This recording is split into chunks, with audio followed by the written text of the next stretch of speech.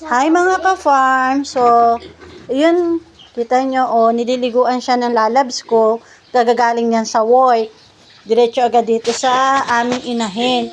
Kasi itong inahin namin, kung mapapansin nyo, ang dami niyang mga red spots ba yan? O mga butlig na kulay pula. Nakakaawa ang aming inahing baboy. Yan daw is nakukuha sa kagat ng lamok.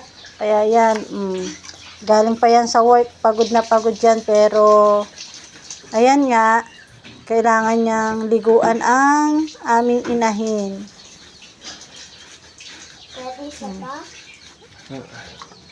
Kahit na pagod siya, ayan. So naglinis siya ng kulungan ng aming inahin at tuloy na rin pinaliguan ng sabon at napakadumi ni inahin. Ayan. Pengin tubig. Ayan. Mag-open muna ako ng tubig. Ayan. So, yun. Yung nadidinig yung bata. Yun ang aming bunso na ayan. Tumutulong siya. Pinakabanding nila mag-daddy. Ayan. Pinakabanding nila mag-daddy. Ayan. O. Okay. Tinutulungan niya si daddy niya sa paglalagay ng tubig. Patay na. Ayun. Ayan. Ayan kawawa yung aming inahin. Pero, meron ng gamot na inihahalo sa kanyang pagkain. Inanuhan na namin. Sinura ng gamutin. Ayan, niluguan. Nakakaawa kasi.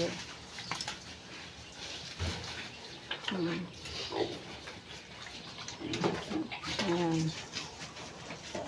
Ganyan kasi pag sila loves. Pagkagaling sa trabaho, nagbihis lang, nagpatimpla ng kape, ayan naman, inasikaso niya. Alin love mo? Or daddy? Or baboy? Siyempre ba, si daddy. Ayan.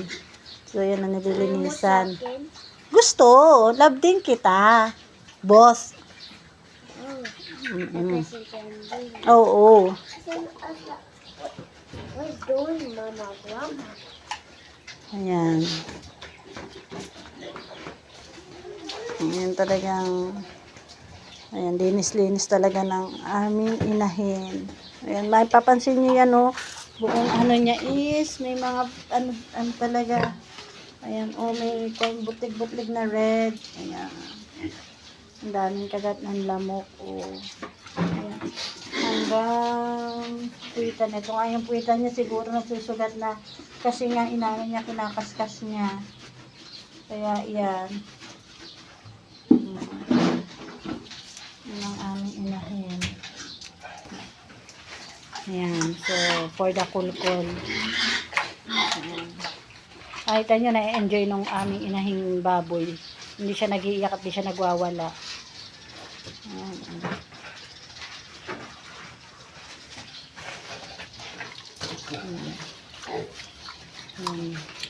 Pero talagang nakating ang kanyang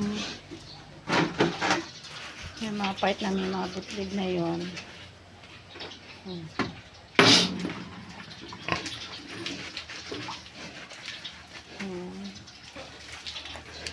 Talagang sinabi na siya para maging malinis. Natalsik pa.